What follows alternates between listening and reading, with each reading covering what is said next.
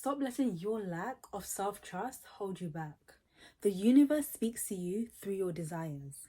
I believe that if you have a strong desire to do something, the universe has already put in place a frequency of people waiting at the end of those desires in order to actualize your dreams.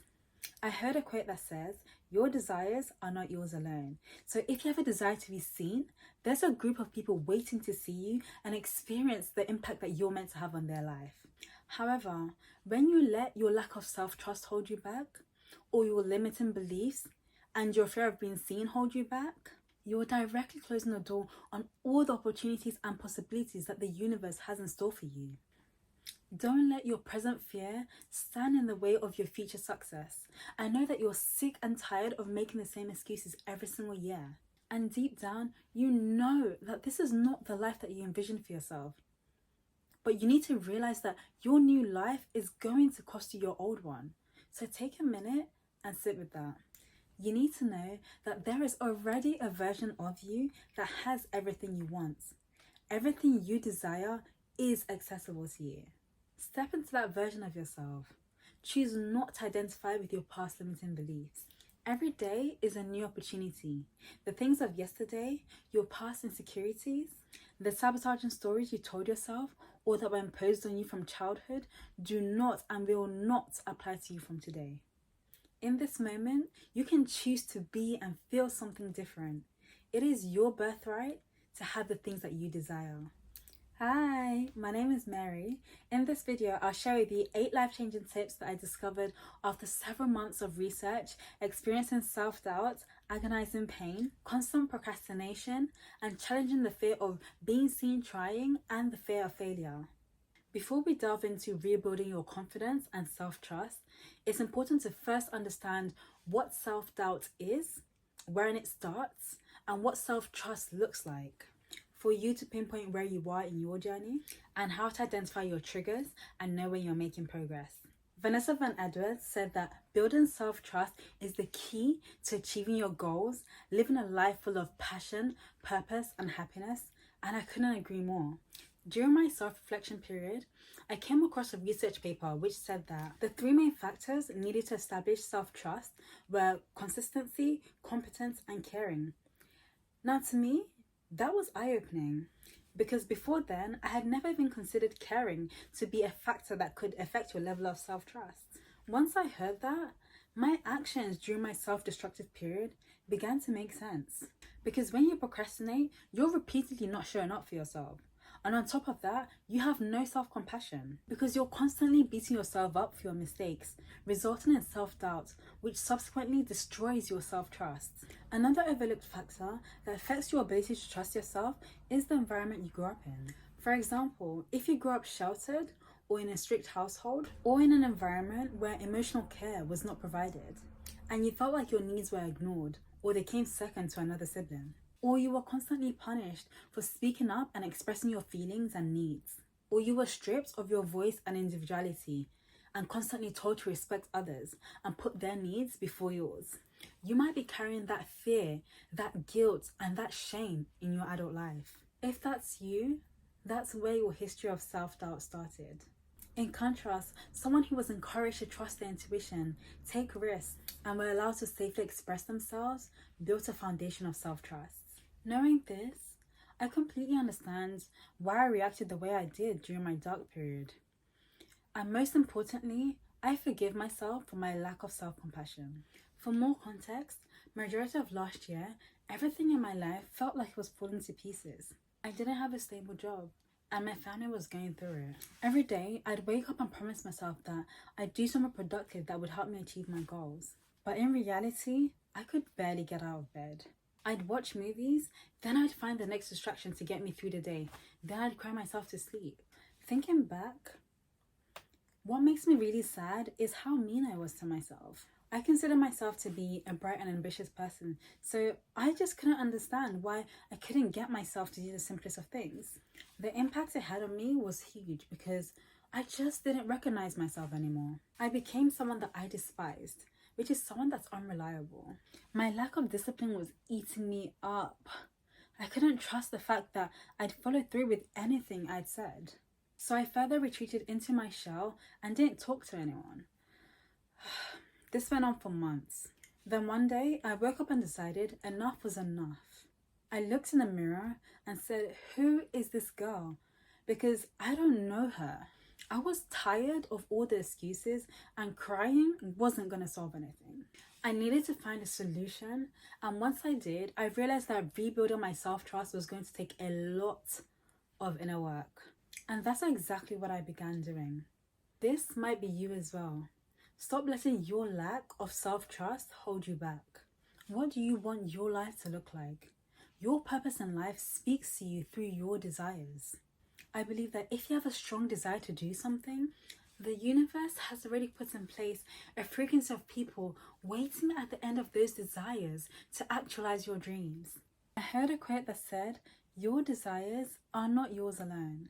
So if you have a desire to be seen, there is a group of people waiting to see you and experience the impact that you're meant to have on their lives. However, when you let your lack of self-trust hold you back, or your limiting beliefs and fear of being seen hold you back, you're directly closing the door on all the opportunities and possibilities that the universe has in store for you. Don't let your present fear stand in the way of your future success. I know that you're sick and tired of making the same excuses every single year. And deep down, you know that this is not the life that you envisioned for yourself. But you need to realize that your new life is going to cost you your old one. So take a minute and sit with that. You need to know that there is a version of yourself that already has everything that you want. Everything you desire is accessible to you. Step into that version of yourself. Choose not to identify with your past limiting beliefs. Every day is a new opportunity. The things of yesterday, your past insecurities, the sabotaging stories that you told yourself or that were imposed on you from childhood does not and will not apply to you from today. In this moment, you can choose to be and feel something different. It is your birthright to have the things that you desire. The only difference between those that achieve their desires and those that don't is the story they tell themselves. They have enough self-trust to know that regardless of how and whatever life throws at them, they know that success is theirs already. It's a matter of when, not if. Thankfully, your life is in your control and self-trust can be rebuilt. The first step to rebuilding your self-trust is, before you're about to procrastinate, take a minute to stop and ask yourself, what's the core issue behind your actions? You can't solve anything without knowing what the issue is. Don't hate yourself for not showing up the way you needed to. Procrastination is actually a method of self-protection created by your mind in case of potential failure. That means that your mind is literally doing what it thinks is best for you. It's trying to protect you. Instead of beating yourself up for your mistakes, ask yourself, which of these 3 problems are you struggling with? Problem 1, are you a perfectionist who is highly critical of yourself and you feel like nothing you do is ever good enough? So due to the embarrassment and the fear of being seen trying, as well as the fear of failure, you decide to stop before you've even given yourself a chance to start. If this is you, remember that all the successful people you know and look up to started from zero. They were seen trying and failing multiple times before they got their big break. Yes, people from your past are going to stalk you and talk behind your back. But guess what? That's not your problem. You're in the business of showing up every day till your goals and desired lifestyle is achieved.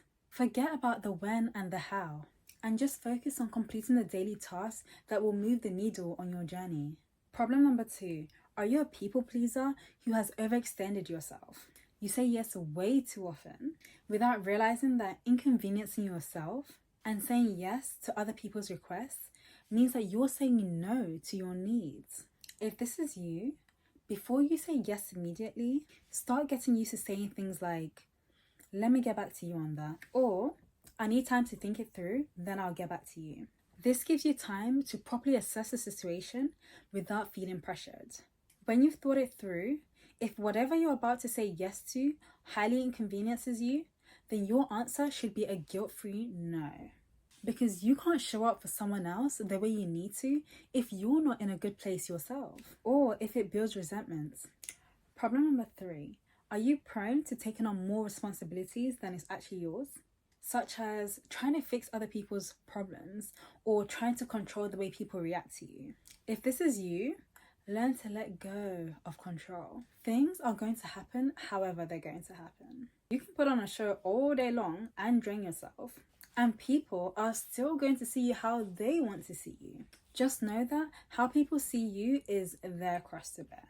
Honey, stop doing the most. The more you do, the more people will take advantage of you.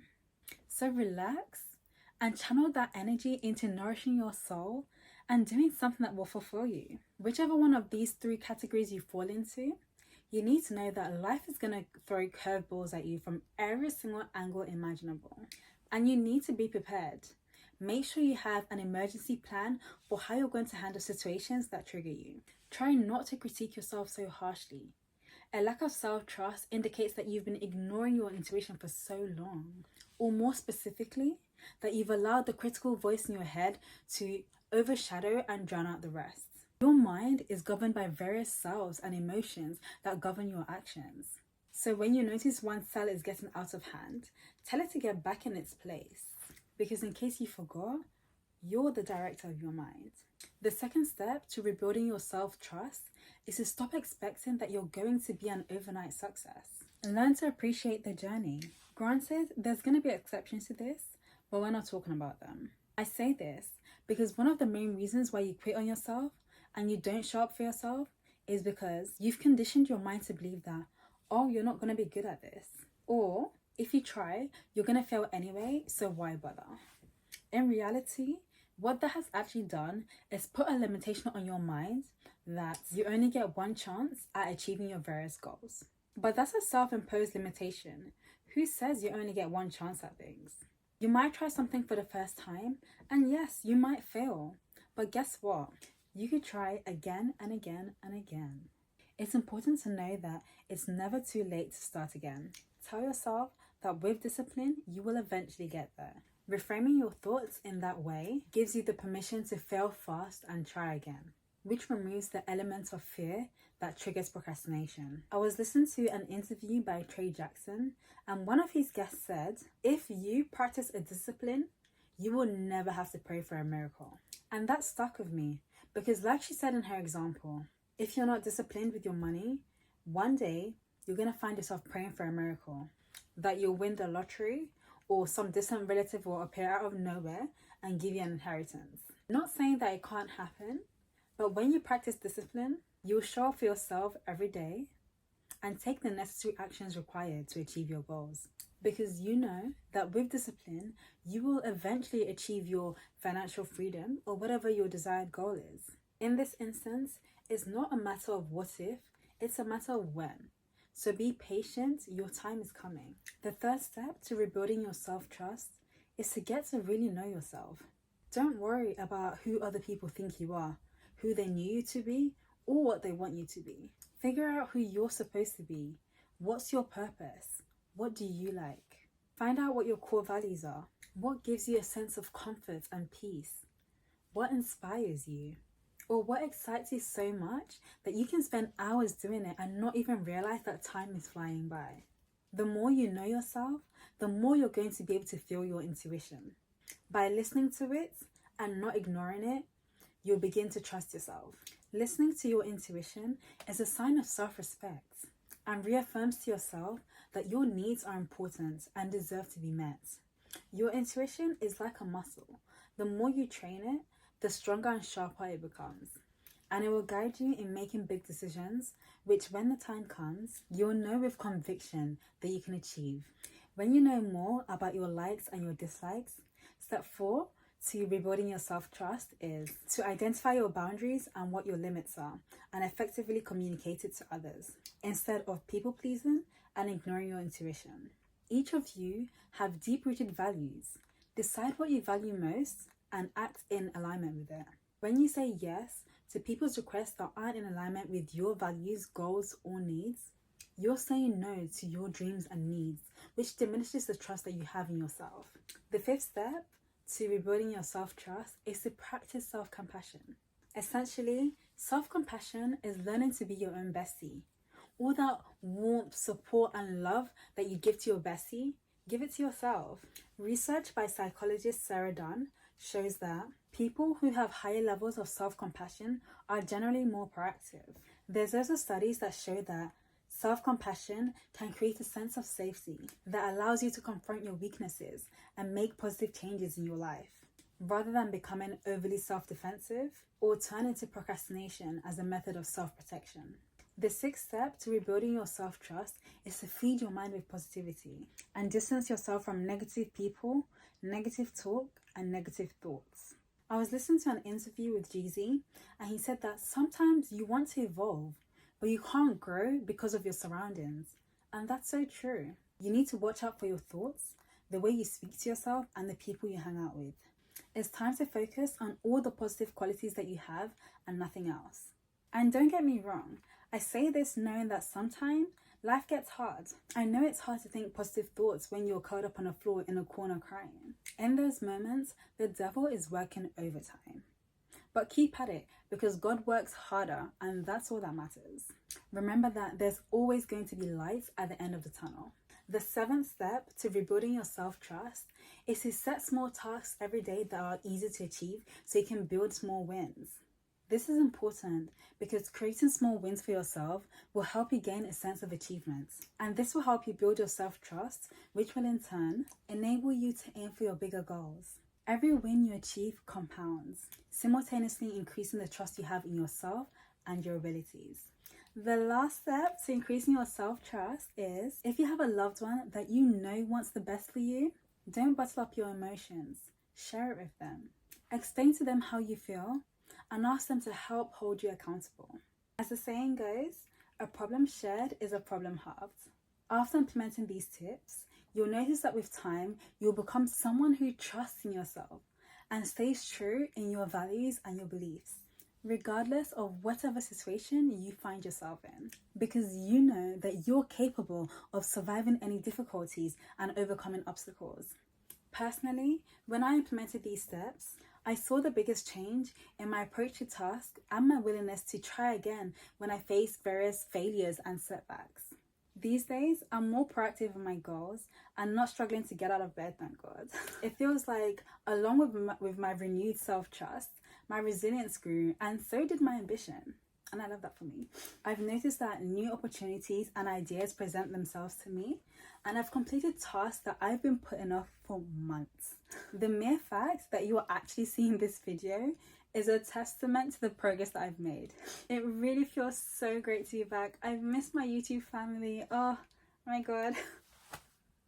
It's literally been a whole year, but I'm so happy to be back, and I'm grateful for all of you that stayed, and for all the new people, welcome. If you love this channel and love what you're hearing so far, definitely subscribe first of all. I'm gonna love it here. Basically, this is a channel where all of us are thriving and living our best lives and growing and becoming our best selves in all aspects of our lives. Okay, bye.